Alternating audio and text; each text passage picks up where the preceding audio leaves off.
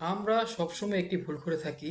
আমাদের হাতে থাকা ফোনটি যখন হারিয়ে যায়, আমরা অনেক সময় থানায় গিয়ে জিডি করি না।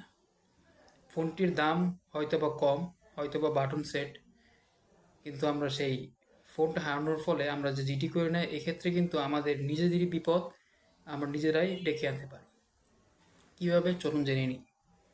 আপনার ফোনটি হারানোর পর আপনি যদি থানায় গিয়ে ফোনের IMEI নাম্বার এবং আপনার ফোনে থাকা যে সিমটি ছিল সিম দিয়ে যদি আপনি জিডি করে না রাখেন এবং ওই আপনার হারানো ফোন দিয়ে যদি কোনো অন্যায় বা অপরাধ হয়, সেই অন্যায় বা অপরাধের দায়ভার কিন্তু আপনাকে নিতে হতে পারে।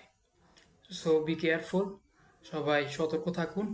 কারো ফোন কম দামি হোক বা বেশি দামি হোক, যেটাই হোক না কেন, হারিয়ে গেলে নিকটস্থ থানায় গিয়ে অবশ্যই অবশ্যই অবশ্যই জিডি করে রাখবেন।